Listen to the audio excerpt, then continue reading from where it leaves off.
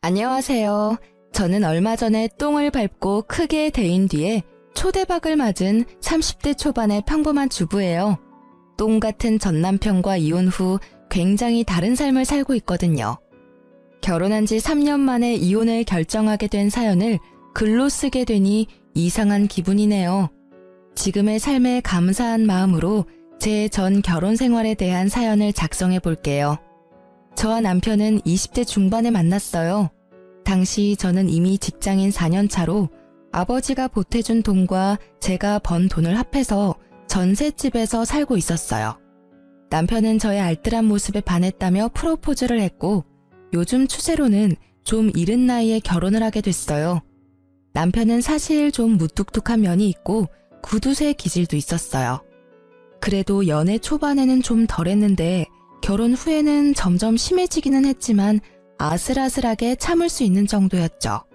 시모는 아들이 전보인 사람으로 남편처럼 구두쇠 기질이 있었어요. 그래도 연애 초반에는 좀 덜했는데 결혼 후에는 점점 심해지기는 했지만 아슬아슬하게 참을 수 있는 정도였죠. 시모는 아들이 전보인 사람으로 남편처럼 구두쇠 기질이 있었어요. 자식은 부모를 닮는다고 했나요? 그 말처럼 두 사람은 똑같이 알뜰살뜰 돈 쓰는 걸 두려워하는 사람이었답니다. 그런 시모와 저는 그다지 가깝지는 않았어요. 시모가 매번 친정과 시댁을 차별한다며 저를 나무랐거든요. 저는 외동딸이라 친정엄마에게 매달 용돈을 드리고 있었어요. 자식도 하나뿐인데 그런 거라도 챙겨드리고 싶어서 드렸던 건데 친정엄마에게만 드리기 뭐해서 시모에게도 주는 거였거든요. 그런데 그걸 매번 작은 돈 누구 코에 붙이냐며 친정엄마한테 더 주는 거 내가 모를 줄 아냐며 난리를 피우는 거예요. 아니 근데 생각해보세요. 외동인 제가 친정을 챙기는 건 당연한 것 아닌가요? 어째서 제가 제 집에 효도하는데 시모에게 그런 말을 들어야 하죠? 어쨌든 시모의 그런 언행은 시집 오고 난 뒤부터 시작됐어요. 그런 시모와 비슷하게 남편도 돈 문제로 저를 힘들게 하기 시작했어요. 제가 번 돈으로 제가 돈을 쓰는데 남편에게 허락을 맡아야 했거든요. 어차피 사야 할 생필품이지만 매번 허락을 맡아야 했죠. 이때쯤엔 부부 사이가 아니라 거의 상사와 부하 느낌이었어요. 내 돈으로 결제 맞는 더러운 그 기분 알만한 분들은 아실 거예요. 정말 짜증나거든요. 그렇다고 제가 낭비를 하는 것도 아니었어요. 진짜 맹세코 양가 어머님께 드리는 돈이 거의 60만 원 정도고 나머지는 생활비 100, 나머지는 비상금과 적금이었거든요. 제가 한 달에 쓰는 돈은 거의 20만 원도 되지 않았어요. 그런데 그마저도 많이 쓰니 적게 쓰니 쓸데없다느니 처음에는요. 저도 좋게 생각했어요. 이게 다 나중에 좋은 집에서 살고 좋은 차 몰고 다니려면 어쩔 수 없는 희생이다 라고 말이죠.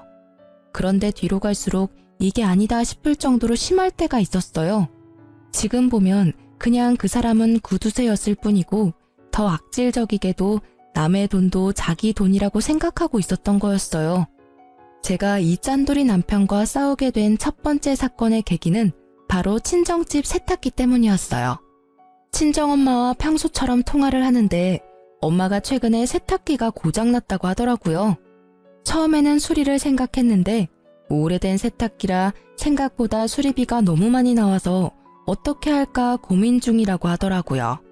그래서 저는 제가 모아둔 돈도 있고 저번 명절 때 남편의 성화로 용돈도 많이 못 드린 것도 있어서 제가 세탁기를 새로 사드리기로 했어요. 친정엄마는 걱정하셨지만 저는 제 돈이고 친정에 쓰는 돈인데 괜찮을 거라고 생각했어요. 솔직히 남편의 반응이 조금 신경 쓰였지만 지도 양심이 있으면 장모한테 못 해준 거 내가 해준다고 뭐라 하지는 않겠지 하는 생각도 있었죠. 그래서 이왕 해주는 김에 세탁기에 건조기까지 해서 드렸거든요. 친정엄마가 50견이 와서 빨래 넣을 때 너무 힘들다고 하신 적이 있어서요. 겨울철이나 장마철에도 빨래 말리기 편하니 친정엄마 집안일이 조금이라도 줄어들 거라 생각해서 선택한 거였어요. 새 세탁기와 건조기가 들어가는 날 부모님과 같이 있었는데 부모님은 무척 좋아하셨고 저는 이걸로 끝이라고 생각했죠. 남편도 모를 거라고 생각했는데 카드 내역이 우편으로 날아올 줄이야. 일부러 카드 실적 채우려고 카드로 구매했는데 남편이 그 내역을 보고는 당장 가지고 와서 따지더라고요. 여보, 이렇게 비싸게 주고 산 게 뭐야? 거의 400만 원에 가까운 돈을 주고 도대체 뭘 산 거야? 돈도 없는데 이만큼이나 돈을 썼어? 아, 그거 우리 친정에 세탁기 고장났다고 하더라고. 그래서 내가 하나 사드렸어. 사드리는 김에 건조기도 같이 해드렸어. 그러잖아도 엄마 매번 빨래 넣을 때 50견 때문에 아프다고 하셨거든. 건조기 있으면 팔도 많이 안 아플 것 같고 같이 하면 또 싸길래 해드렸어. 평소에 해드리는 것도 없고. 명절 때도 용돈 많이 못 드렸는데 이 정도면 괜찮잖아. 자초지종을 설명하면 이해할 거라고 생각했던 남편의 얼굴이 점점 험악해지는 걸 보고 저는 당황했어요. 그런 일이 있으면 나한테 이야기부터 했어야지. 당신 혼자 결정하는 법이 어디 있어? 돈 400이 그렇게 쉽게 결정할 일이야? 왜 당신은 항상 이런 큰일을 혼자서 결정하는 거야? 아니, 말이 좀 그렇네? 매번 그러는 것처럼 말하는데 이번이 처음이잖아. 그리고 쉽게 결정한 거 아니야. 나도 충분히 생각했고 필요하다는 걸 느꼈으니까 산 거잖아. 나는 당신이 왜 화를 내는지를 모르겠어. 이걸 산 게 그렇게 화낼 만큼 큰일이야? 큰일이지. 당신이 쓰는 돈은 우리 돈이기도 하다고. 상대방의 소비 규모를 파악하는 것도 중요한 일이고 지금처럼 당신이 과소비하는 일도 있으니까. 그리고 내가 화를 내는 건 당신이 처갓집만 챙겨서야. 세탁기는 우리 엄마가 쓰던 걸 처갓집에 줘도 되잖아. 차라리 우리 엄마한테 세탁기 새로 사드리는 게 나았을 텐데. 뭐? 그게 무슨 논리야? 참나, 우리 집이 거지야? 무슨 말을 그렇게 열받게 해. 왜 우리 집에 남이 쓰던 걸 써야 하는데? 그리고 내가 왜 멀쩡한 시댁 세탁기를 새로 해드려? 남이 아니잖아. 우리 엄마는 혼자 사용하고 계시니까 오래되긴 했어도 깨끗하다고. 그리고 우리 엄마라면 새로 사드려도 깨끗하게 오래 쓸 테니까 돈도 덜 들고 얼마나 좋아. 그게 뭐가 좋은 건데? 그러니까 당신 말은 우리 집은 더럽게 쓰고 어머님은 깨끗하게 써서 어머님께 새 세탁기를 해드리는 게 좋다는 이야기야? 오래 쓰면 그만큼 낡아져. 그걸 좋은 점이라고 하는 거야? 근데 좋고 나쁜 걸 떠나서 일단 기분이 더럽잖아, 기분이. 왜 화를 내? 다 아껴 쓰자고 하는 말이잖아. 그렇게 아껴야 우리한테도 도움되고. 그건 아끼는 게 아니지. 비루하게 사는 거잖아. 어차피 이렇게 하나 저렇게 하나 돈 드는 건 마찬가지야. 그리고 친정집 세탁기가 망가졌는데 시댁에 새 걸 해줘야 한다는 당신 생각이 미친 거지. 이번 세탁기 건조기는 다 내가 모은 돈으로 해드린 거잖아. 자기한테 돈 달라고 한 적 있어? 내가 알아서 다 했고 이미 집에 들어가 있고 환불 안 되니까 앞으로 이 이야기는 꺼내지도 마. 알 같지도 않은 소리를. 그래서 시댁에는 새 거 하나 안 해주겠다 이거지? 봐, 매번 똑같아. 넌 언제나 너희 집과 우리 집을 차별해. 그게 눈으로 보이니까 매번 간섭하게 되는 거야. 매번 처갓집에 새 것만 해주고 싶어서는. 그리고 넌 며느리면서 시어머니 몸 안 좋아서 골골대는 건 안 보여? 우리 엄마도 몸 안 좋아. 너희 엄마만 엄마야? 어머님 몸 아픈 걸 왜 나한테 이야기해? 아프시면 병원 가면 되지. 멀쩡한 세탁기를 그것 때문에 바꾸겠다면 자기가 아들이니까 자기 돈으로 바꿔드려. 그럼 되겠네. 그 생각 자체가 문제라고. 처가에 네 돈을 썼으면 우리 집에도 네 돈을 써야지. 그게 진짜 차별 없이 대우하는 거 아니야? 와, 진짜 웃긴다. 그럼 양가에 돈 한 푼 안 주는 당신은 차별이 없는 거야? 그리고 차별하는 거 아니라고 분명히 이야기했어. 매번 일할 것도 없고. 이렇게 큰 금액 나간 거 이번이 처음이라고. 용돈도 양가 부모님께 똑같이 내 돈으로 드리고 있다고. 당신이 줄 것도 아닌데 왜 자꾸 나한테 뭐라고 하는데? 진짜 차별하는 게 뭔지 보여줄까? 어? 결국 반 협박이 섞인 제 말을 듣고서야 남편은 입을 꾹 다물었죠. 그렇게 사태는 마무리되는 것 같았지만 쉽게 끝나지 않더라고요. 그렇게 싸우고 며칠 뒤 시모에게서 전화가 왔어요. 네, 어머님. 어쩐 일로 전화하셨어요? 예, 우리 집 TV가 고장났는지 나오지를 않아. 와서 한번 보고 고쳐주던지 해야겠다. 시모는 항상 무언가 원하는 게 있을 때만 먼저 연락을 했거든요. 이번에는 TV를 고쳐달라거나 타달라는 것처럼 보였죠. 네, 알겠어요. 제가 남편에게 잘 전해놓을 테니 조금만 참으세요. 그렇게 저는 시모의 전화를 끊고 바로 남편에게 전화를 걸었어요. 여보, 어머님이 집 TV가 망가졌다고 전화 오셨던데 와서 봐달라고 하시는데 수리가 될까 모르겠네. 워낙 오래된 TV라. 그래서? 그래서라니. 가서 한번 봐드리고 와. 내가 가서 고쳐지는 것도 아닌데 내가 왜 가? 남편의 말에 당황한 것은 저였어요. 지금 당장 가서 고쳐주겠다고 해도 모자랄 판에 왜 이렇게 새초롬하게 구나 싶었는데 남편이 저에게 한 방 날리더라고요. 당신이 당신 돈으로 엄마네 TV 바꿔주면 되잖아. 차별하지 않는다고 했으니 그렇게 해줄 거지? 그럼 너는 뭘 해줄 건데? 뭐? 내가 왜 해줘야 되는데? 당신이 알아서 하라니까? 그게 차별하지 않는 거지. 장난치는 것도 정도가 있거든? 야, 친정집 세탁기 고장났을 때 네가 돈 한 푼이라도 냈어? 땡전 한 푼 보태준 적도 없으면서 뭐? 나더러 시어머니 TV까지 해내라고? 네가 친정집에 뭐라도 해주면 나도 해줄게. 그러니까 뭐 해줄 건데? 너 해주는 거 봐서 시댁에 해준다니까? 내가 돈 한 푼 안 냈다고 잔소리하지 말라고. 나는 아끼자고 분명히 이야기했잖아. 그런데 그만큼 큰 돈을 나랑 상의 없이 쓴 건 분명 당신 탓이지. 왜 나한테 화살을 돌려? 당신 돈으로 처가에 뭔가를 사줬으면 똑같이 당신 돈으로 시댁에도 사줘야지. 몰래 처갓집에만 가전 사주고 이러는 거 그게 처갓집이랑 시댁 차별하는 거 아니야? 말도 안 되는 말을 논리적으로 하려고 애쓰는 미친 남편 놈을 보며 저는 화를 꾹 누르며 맞받아쳤어요. 아, 그래. 그럼 이렇게 하면 되겠네. 우리 친정집에 TV가 오래되긴 했지만 자주 안 보셔서 깨끗하고 잘 나와. 그러니까 그거 어머님 드리고 친정집에 새로 TV 사드리면 될 것 같아. 괜찮은 생각이지. 얼마 전에 당신이 생각해낸 획기적인 아이디어잖아.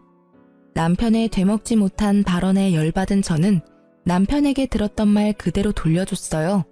그랬더니 이번에는 말도 안 하고 가만히 듣고만 있더라고요. 자기가 했던 이야기를 입장 바꿔 들어보니 어이없는 일이라는 걸 깨달았던 거죠. 어때, 기분이? 좋은 생각이라는 생각이 들어? 직접 당해보니까 진짜 어이없고 열받지 않아? 있지. 당신이 돈 아끼는 건 알겠는데 남의 돈으로 대리효도하는 짓은 하지 말자. 같이 살고 있는 사람 기분 나쁘게 만들 필요는 없지 않아? 결국 남편은 제 물음에 답하지 않고 시댁 TV 일은 자기가 해결하겠다고 하고 전화를 끊었어요. 저는 남편이 알아서 하겠다고 했으니 신경을 껐고요. 솔직히 전화상이 아니라 직접 보고 이야기했다면 얼굴을 한 방 날려버렸을 거라는 생각이 들 정도로 화가 났었어요. 이후에 시댁을 갔다가 깜짝 놀라 혀를 찰 수밖에 없었어요. 남편이 시댁에 사놓은 TV를 봤거든요. 그건 중고였어요. 한눈에도 오래돼 보이는 그런 누런 TV는 절대로 비싼 돈 주고 사오지는 않았을 것 같더라고요. 화면이 나오기는 하는데 예전 고장난 TV보다 연식이 더 오래된 제품이었죠. 저는 고개를 절레절레 흔들 수밖에 없었어요. 우리 집에 저걸 들이지 않은 게 다행이라는 생각을 하면서요. 그리고 시모는 그 TV를 볼 때마다 도리어 저에게 한 소리 하더라고요. 넌 생각이라는 게 있니? 어떻게 시댁 TV가 고장났는데 중고를 사줄 수가 있어? 너희 친정에는 번듯하게 새 거 비싼 걸로 넣어주고는 이러니 내가 차별한다는 말을 안 할 수가 없는 거야. 네가 하는 꼴을 봐라. 어머님, 죄송한데 저희 친정의 세탁기는 저희가 같이 모으는 생활비로 낸 게 아니라 제가 따로 모으는 돈에서 구입한 거예요. 어머님 댁의 TV는 남편이 알아서 하기로 해서 저는 잘 몰라요. 이렇게 오래된 모델을 가져온 이유가 있겠죠. 보나마나 네가 중간에서 또 바가지 긁었겠지. 그러니 아들이 나한테 이런 걸 사다 준 거 아니냐. 그리고 처갓집에 좋은 걸 해줬으면 시댁도 좋은 걸로 바꿔줘야 형평성에 맞는 거 아니니? 이 집안에 시집 와서는 여전히 친정에 마음을 두고 있으니 객식구밖에 더 되는 거 아니겠니? 자식은 부모 닮는 게지. 네가 이 모양인 걸 보면 네 부모님 교양도 눈에 훤하다 훤해. 그러니까 저한테 말씀하셔도 저는 모르는 일이고 남편이 다 알아서 한 일이에요. 그리고 저는 어머님께 따로 제 월급에서 용돈도 드리고 있는데 이런 문제는 남편이 해결하는 게 맞죠. 저한테 돈 맡겨두신 것도 아니시잖아요. 쥐꼬리만한 용돈 준다고 아주 유세를 떠는구나. 얼마나 똑똑한지 시어머니 말에 한마디도 빠짐없이 말대꾸하며 제 남편 우습게 보는 말까지 하고. 아유, 내가 며느리를 잘못 들였어. 저는 시모가 왜 저한테 이러는지 이해가 안 가더라고요. 아니, TV를 중고로 사다 준 건 남편인데 왜 저를 혼내는 거죠? 그렇지만 남편이 사준 거라고 했더니 그 뒤에 그 이야기를 더 하지는 않았어요. 그렇게 이야기가 잘 정리되나 싶었는데 그리 쉽게 되지는 않더라고요. 남편의 구두쇠 기질은 날이 갈수록 더 심해졌어요. 그리고 그만큼 저도 시달리는 일이 많았죠. 물티슈 쓰는 것부터 물 사 먹는 것까지 간섭하며 저를 낭비하는 사람처럼 몰아가더라고요. 그래도 마음을 다잡아 보려 했는데 더 큰일이 터져버리고 말았어요. 그날은 주말이라 오랜만에 부부둘이 같이 느긋하게 시간을 보내고 있었어요. 평소에는 둘 중 한 명이 야근으로 늦는 일이 많아 서로 얼굴 보기가 쉽지 않거든요. 늦잠을 자고 일어나려는데 전화가 울리더라고요. 친정엄마였어요. 여보세요? 엄마, 무슨 일 있어? 목소리가 왜 이렇게 갈라졌어? 얘, 어떡하니? 네 아빠 상태가 위독하대. 의사 말로는 오래 못 갈 거라고 하는데? 상태가 그렇게 많이 안 좋대? 좋은 약이라도 좀 써보라고 내가 의사쌤한테 말해볼게. 이미 그 단계는 이미 지나서 효과가 없을 거라고 말하더라. 그래도 원하면 써보긴 할 텐데 지금은 의미가 크게 없다고. 그래서 이렇게 손 놓고 기다려야 하는 거야? 좋아지기를 바라지만 아무리 봐도 상태가 안 좋아. 너도 나도 마음의 준비를 해야 한다고 선생님이. 울지 마. 지금 내가 갈게. 잠깐 기다리고 있어봐. 아니야, 됐어. 어차피 와도 너 못 들어와. 보호자 한 명만 특정 시간에 들어올 수 있대. 임종 때는 가족들 와서 봐도 된다고 하지만 아버지도 아버지지만 엄마가 걱정돼서 그러지. 병원비도 많이 나왔을 건데. 딸, 병원비는 걱정하지 마.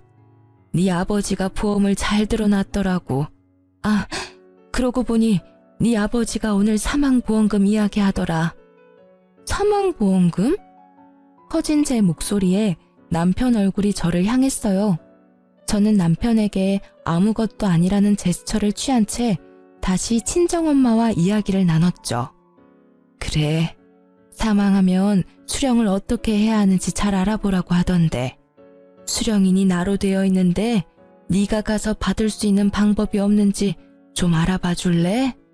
법정 상속인으로 되어 있으면 너도 상속인에 해당돼서 받으러 갈 수 있지 싶은데 내 이름으로 되어 있어서 어떻게 해야 할지 모르겠구나. 그래? 그럼 내가 보험회사 전화해 볼게.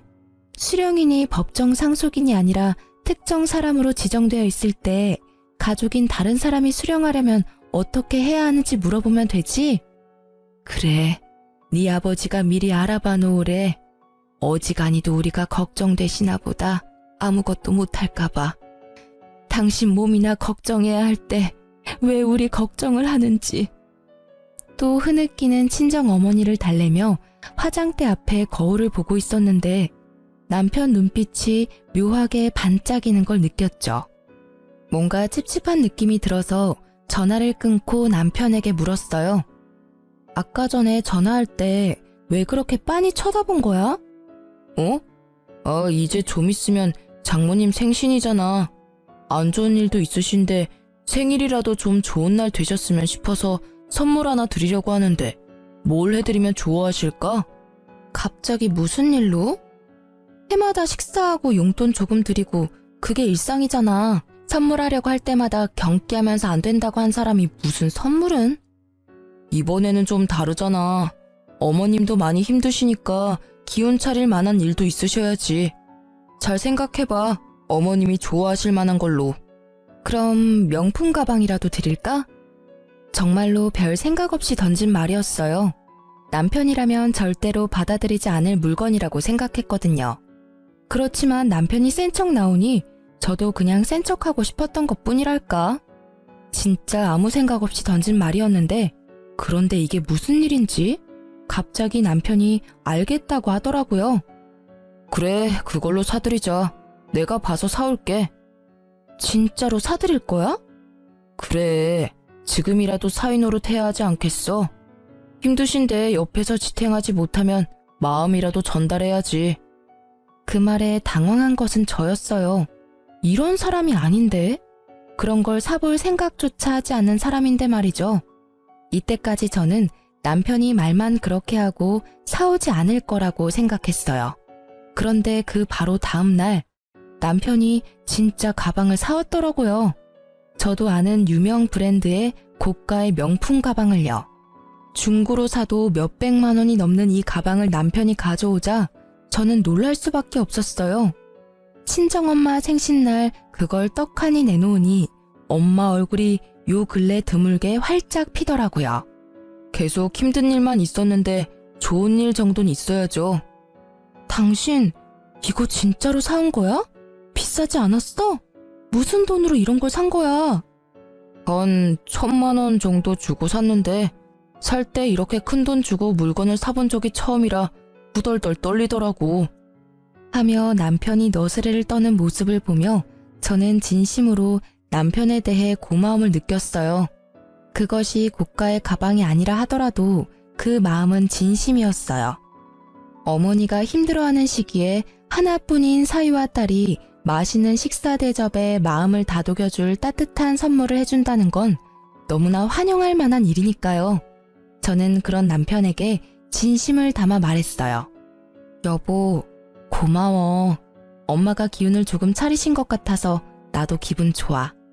당신이 명품 가방 해준 것만큼 나도 잘할게. 뭘, 해야 할 일을 했을 뿐인데 너무 신경 쓰지 말고 장모님 잘 지탱해드려. 자주 만나 뵙고 연락도 하고 말이야.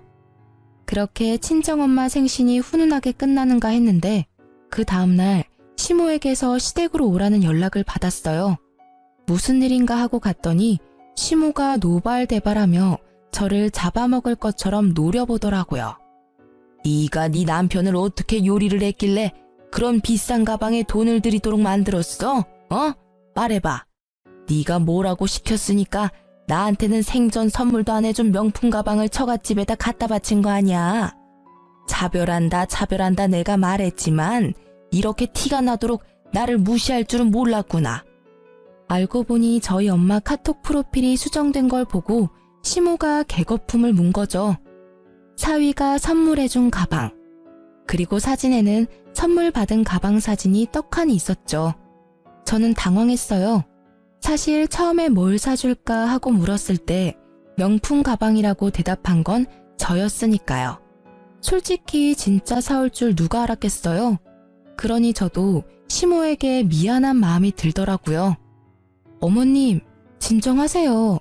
그 가방은 저희 어머니 생신 선물로 이이가 선물해준 거라. 어머님 생신 때는 제가 예쁜 걸로 사드릴게요. 생일까지 어떻게 기다리니? 그리고 너희들 진짜 이러는 거 아니다. 내가 돈 때문에 명품 가방 때문에 이러는 거 같지? 아니야. 이런 사진 보면서 남편 없는 내 신세가 서럽고 자식이며 며느리한테도 홀대받는 내 인생이 불쌍해서 아이고. 말릴수록 더 심하게 과장되게 울고불고 하는 시모를 남편은 팔을 잡고 끌고 나가려고 했어요. 어머니, 잠깐 나가서 이야기해요. 조용한 데서 이야기 좀 하자고요. 놔, 내 전현한테 직접 들어야겠어. 너를 어떻게 구워 삶았길래 제발요, 따라오세요. 결국 시모를 끌고 가다시피 한 남편은 시모와 집 밖으로 나갔어요. 저는 걱정이 됐어요. 말주변 없는 저 사람이 제대로 말을 전달할 수 있을까 하고요. 정말 작은 걱정이었지만 이때는 너무 미치겠더라고요. 말 한마디에 진짜 시모의 분노를 살 수 있으니까요. 그래서 몰래 저도 나가서 이야기를 들으려고 했는데 마침 베란다 문이 열려 있더라고요. 시댁 집이 2층이라 당장 베란다 쪽으로 나가서 몸을 기울였어요. 처음에는 소곤거리는 소리라 안 들렸는데 최대한 집중하니까 잘 들리더라고요. 장인어른이 지금 위독하신데 곧 돌아가실 것 같아요. 근데 보험을 빵빵하게 들어놓으셨는지 사망보험금이 어마어마하더라고요. 나중에 그거 타면 어머니한테 더 좋은 거 해드릴 테니까 조금만 참아요. 예? 와이프 외동딸이잖아. 장모님이 받아도 반은 와이프 몫이거든요. 그러니까 지금은 참으시라고요. 그 돈 들어올 때까지만. 그래? 아이고 잘됐네. 쓸모도 없는 며느리 이제야 쓸 일이 생겼어. 잘됐다 얘. 보험금 타면 그걸로 팔자 피는 건 순식간이야. 그 집안에서 너희 결혼할 때 해준 거 하나도 없더니 죽을 때가 되니 도움이 되는구나. 너도 이제 팔자 피는 거야. 잘됐어. 저는 제 귀를 의심했어요. 내가 들은 게 진짜 현실인가? 이건 꿈이 아닌가? 하는 생각이 들 정도였죠. 두 사람이 돌아오는 소리가 들려 저도 불이 나게 현관으로 달려나갔죠. 열이 받아서 두 사람에게 한 소리 하려고 결심하던 차에 친정엄마한테 전화가 왔어요. 저는 남편과 시모를 두고 그대로 밖으로 나가 전화를 받았죠. 응, 엄마, 무슨 일이야? 예, 어떻게 이럴 수 있어? 사위한테 받은 가장고리가 떨어져서 수리하러 갔더니 자기네 제품이 아니라며 수리를 거부하던데 이거 설마 가짜 제품이니? 뭐? 그게 무슨 말이야? 아이고, 내가 거기서 받은 수모를 생각하면 손발이 떨리고. 아니, 가품을 줬으면 가품이라고 말을 해주면 될 것을 왜 가짜를 진짜라고 속이는 거니? 저는 그 길로 불이 나게 친정으로 달려갔고 그 가방을 들고 전문 매장을 찾았어요. 직원이 딱 보더니 SA급도 아닌 B급 짝퉁이라더군요. 저도 친정어머니도 명품을 직접 본 적이 없으니 그게 가짜인지 진짜인지 알 길도 없었던 거고요. 실망한 친정어머니를 달래는 저는 수치스러움과 분노로 머릿속이 가득 찼어요. 이혼. 바로 이날 저는 이혼을 결심하게 됐어요. 막대 먹은 무개념 짠돌이 남편과의 이혼을 말이죠. 그리고 저는 그 나쁜 놈과 아버지를 모욕한 시모에게 복수를 계획했어요. 지들이 했던 대로 아주 치사하고 더럽고 열받는 복수를 말이죠. 이후로 저는 대놓고 시댁과 친정을 차별하기 시작했어요. 좋은 것이 있으면 무조건 시모가 있는 데서 친정에 해줘야겠다고 이야기하고 제가 모은 돈을 털어서 친정에 바리바리 먹을 것, 입을 것, 가전제품 같은 것들을 해다 줬어요. 남편과 시모가 볼 때 더 많이 해드렸죠. 시모에게 이보다 더 크게 열받는 일이 있을 수 없고 남편은 유산 때문에 꾹 참고 있는 게 보였죠. 그래도 본인도 참기 힘들었을 거예요. 말하고 싶은 걸 참느라 힘들어 보였거든요. 그치만 이제 짠돌이가 힘들어하든 말든 제 알 바 아니죠. 무개념 막말 시모는 결국 참지 못하고 제게 한 소리 해댔어요. 이게 보자 하니까 친정집에는 발길 좀 끊으랬더니 매번 왔다 갔다 하며 이거 사주고 저거 사주고. 너는 이 시댁 식구들은 보이지도 않냐? 이렇게 대놓고 사람 차별하고. 자식은 부모 닮는 법이야. 네가 그러면 네 부모가 욕 얻어먹는 건 당연한 이치지. 어디 가서 우리 집 며느리라고 하지 말거라. 네, 차별하는 거 맞고요. 저는 외동딸이라 저희 친정집 식구도 소중해요. 어머님네는 아들이 셋이나 되는데 챙겨줄 사람도 그만큼 많잖아요. 그런데 저희 집은 저 하나뿐이거든요. 제가 아무리 친정을 챙겨도 어머님네 새형제가 챙기는 것보단 덜하겠죠. 안 그래요? 시모에게 아들 셋은 자신과 똑같은 구두쇠들 셋이었거든요. 그러니 용돈도 저만 드리고 있었고 나머지 형님들은 용돈 자체도 드리지 않더라고요. 그러니 제가 친정에 해주는 것들이 부러울 법도 했던 거죠. 그래서 힘껏 빈정거려 줬어요. 그것도 아들 못 낳은 너네 엄마 팔자지. 그럼 아들을 든든히 낳았어야지. 이렇게 남의 집안 며느리로 들어온 딸에게 이거 사달라 저거 사달라. 너희 집안도 참 사람들이 베어먹지를 못했어. 결국 친정집을 걸고 넘어지는 시모에게 저는 대놓고 두 아주버님 흉을 좀 봤어요.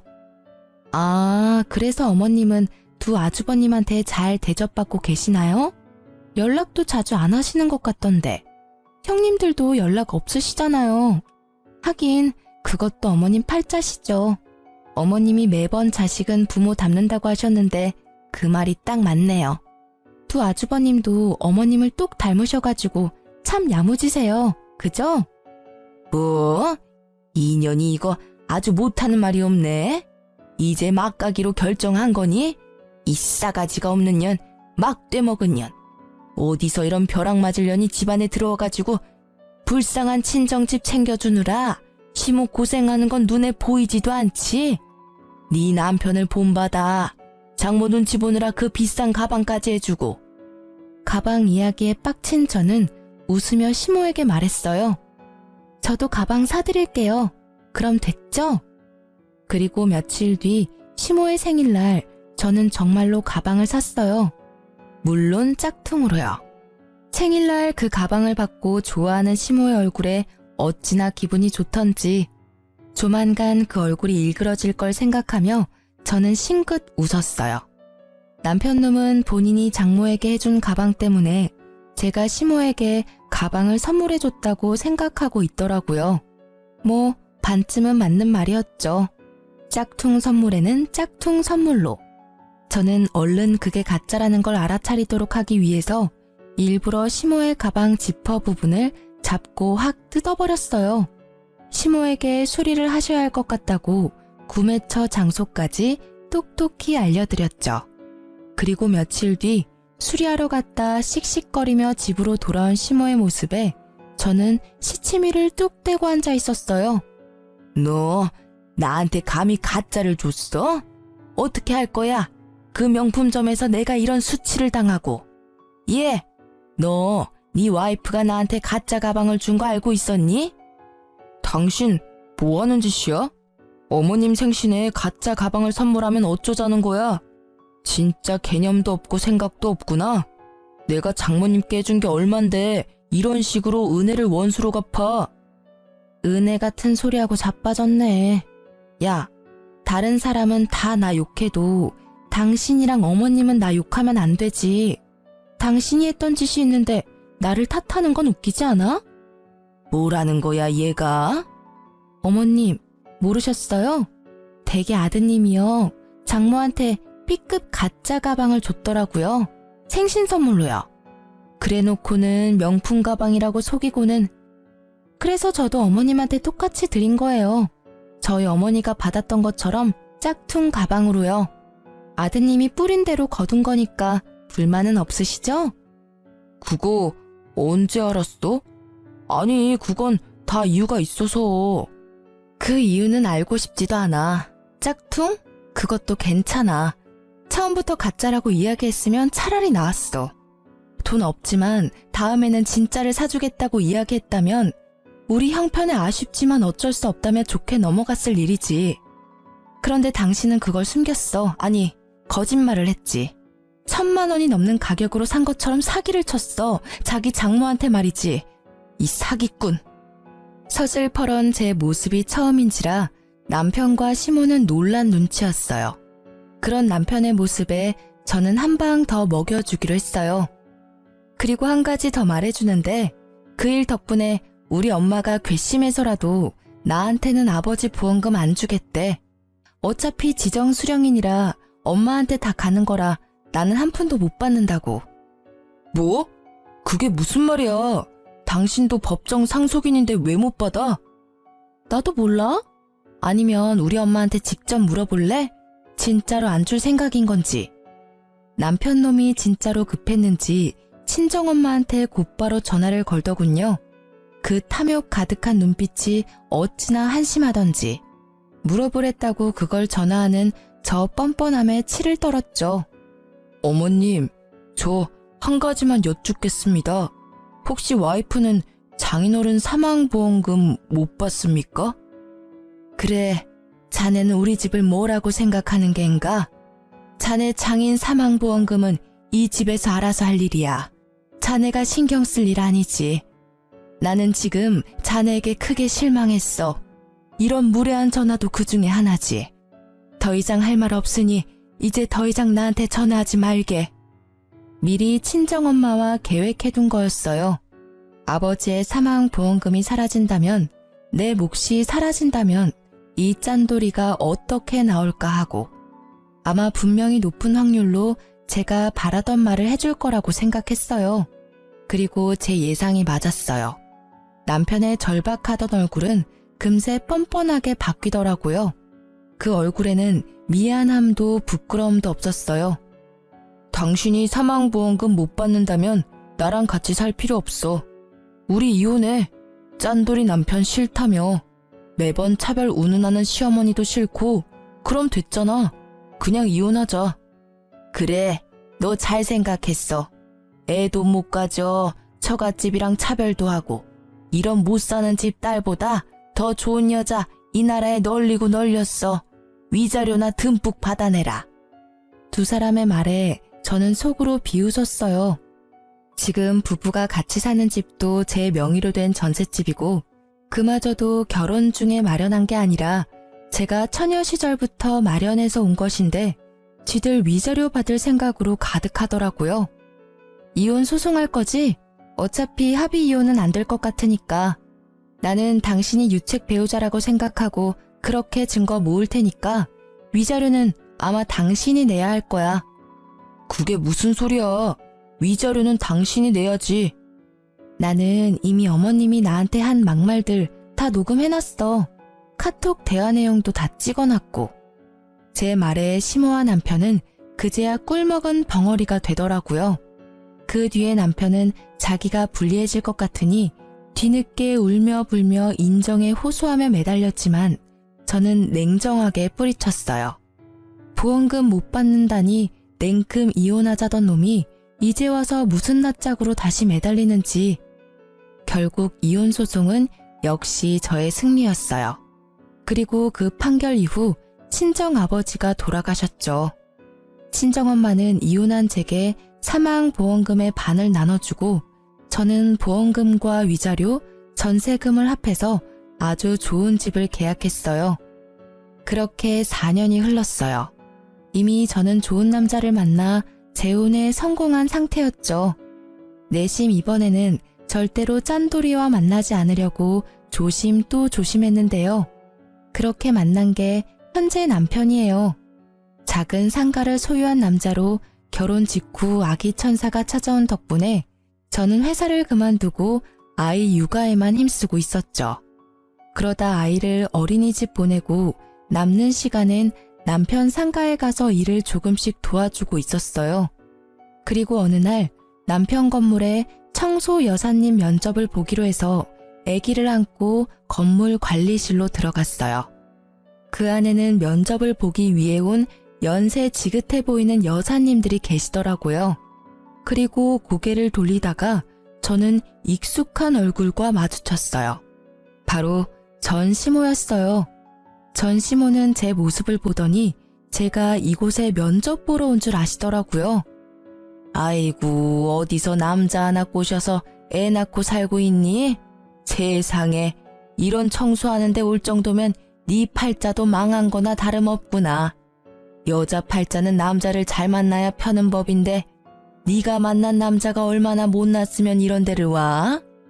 우리 아들이랑 헤어지고 어떻게 사는지 척보니 알만하구나. 그러게 왜 그 난리를 치며 이혼까지 해가지고는 내가 무어라 말하기 전에 먼저 치고 나오더라고요. 저는 아무 말 없이 그냥 듣고만 있었어요. 그냥 웃겼어요.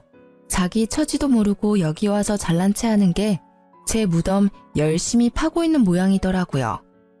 그래도 애는 하나 낳아줬나 보네. 우리 애가 너한테서 애 보기 싫어서 애를 안 가진 거 아니니? 잘했지. 애라도 있었으면 얼마나 울고 먹었을 거야? 애 있다고 양육비 내놓으라 어쩌라 했겠지. 애가 없는 게 얼마나 다행인지. 아무 말 없는 거 보니 너도 네 처지가 부끄럽긴 한가 보네. 그렇게 말하던 전 시모의 눈이 제가 들고 있던 가방을 향하더라고요. 남편이 사준 브랜드 제품 가방이었는데 그걸 보고 피식 웃더라고요. 나쁜 버릇 또 나왔구나. 청소나 하러 다니는 주제에 가짜 명품 가방을 들고 다니니?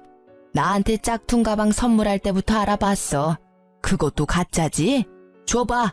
그때 내가 당한 수치를 생각하면 지금도 화가 가라앉지를 않아.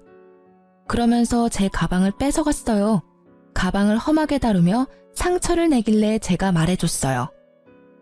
그거 가품 아니고 진품이에요. 이미 가죽에 기스가 났네요. 수리 비용 주실 거죠? 이거 수리 안 되면 하나 통으로 사주셔야 하는데 그 정도 능력은 있으신 거겠죠? 하긴 아드님이 셋이나 계시는데 그 정도 돈 없겠어요? 제가 차분하게 웃고 있으니 전시모도 약간 이상하게 생각한 듯 하더라고요.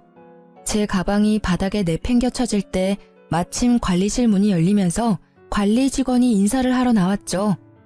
아이고 사모님, 왜 거기서 계세요? 여기 안쪽으로 와서 앉으세요. 사모님? 저는 전 시모가 바닥에 떨군 가방을 들어 먼지를 툭툭 털어냈죠. 고개를 드니 전 시모의 얼굴이 새하얗게 질린 게 보이더라고요.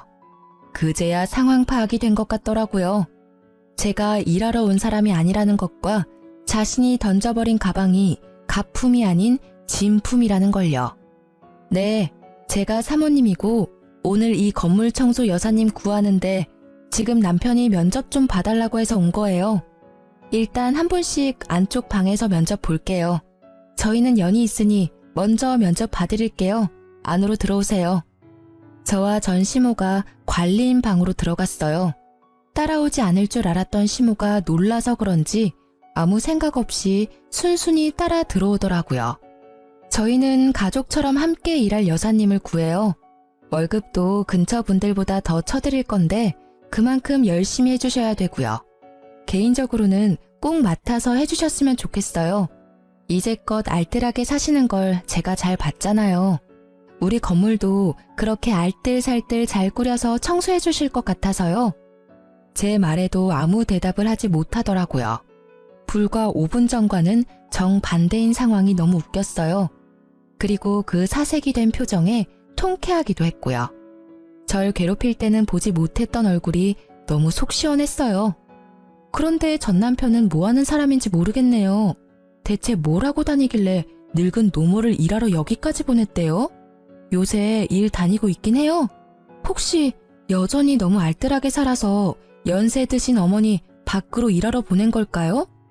뭐든 적당히 해야 하는 법인데 말이에요. 아들이 셋이나 계신 분이 이런 데서 일한다 그러면 사람들이 욕할지도 모르겠네요. 걱정해주는 척 폭탄을 날리며 비웃자 전 시모는 자존심이 상했는지 화난 얼굴로 벌떡 일어나더라고요. 내가 이딴 곳에서 일할 줄 알아? 절대 안 할 테니 그리 알아. 저도 채용할 생각은 아니었어요. 받아들인다면 두고두고 갑질 제대로 할 생각이었는데 알아서 빠져나가더라고요. 나중에 전 시모가 왜 여기까지 오게 됐는지 주변 사람들에게 물어보니 아들이 셋이나 되는데 아무도 용돈 주는 자식이 없대요. 제가 있었을 때는 제가 드리는 용돈이 유일했던 것 같더라고요. 그렇게 자식 셋이 전부인 것처럼 굴더니 결국 용돈도 주지 않고 왕래조차 잘 안 한다고 해요. 본인이 뿌린 씨앗, 본인이 거둔 거죠. 그렇게 구두쇠같이 굴었으니 자식들도 똑같이 그렇게 큰 거죠. 그리고 며칠 지나지 않아 전 남편이 건물로 찾아왔더라고요.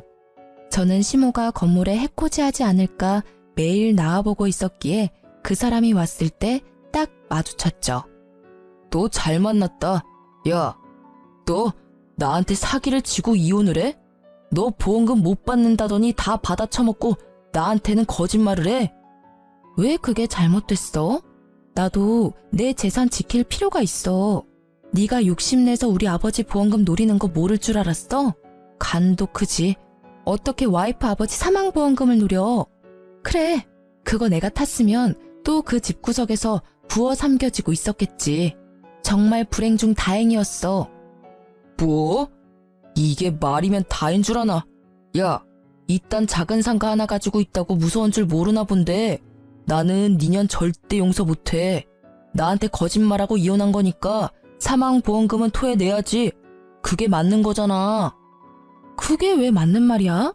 그리고 그걸 내가 왜 토해내? 아버지 사망보험금은 엄밀히 따지면 우리 엄마 거야. 그리고 이 건물? 이거 내 거 아니야. 내 남편 거지. 그러니까 남편 불러서 법적 대응하기 전에 얼른 꺼져. 앞으로 이 근처 얼씬거리지도 마. 알아들었어? 이 찌질아. 건물이 남편 거라는 이야기에 전 남편은 사색이 돼서는 말 한마디 못하고 나가더라고요. 아니, 와이프 아버지 보험금 못 받는다는 이유로 이혼하자고 했던 놈이 다시 찾아와서 이럴 줄은 상상도 못했어요. 정말 찌질함의 끝을 보여준 더러운 놈이었어요. 그 일이 있고 나서는 찌질한 전 남편을 본 적은 없었어요. 재혼한 남편이 제 이야기를 듣고는 눈에 불을 켜고 건물을 지키고 있거든요. 그래도 찌질이와 헤어지고 좋은 남자 만나서 다행이라고 생각해요.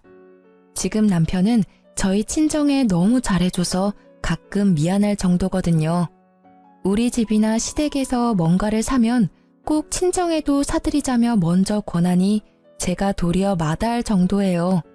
솔직히 우리 집에 너무 잘해주니까 저도 자연스레 시댁과 남편에게 더 잘하게 되더라고요.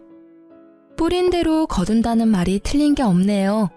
이제 든든한 남편과 알콩달콩 잘 살아볼 거예요. 글 읽어주신 분들 모두 감사하고 행복하세요.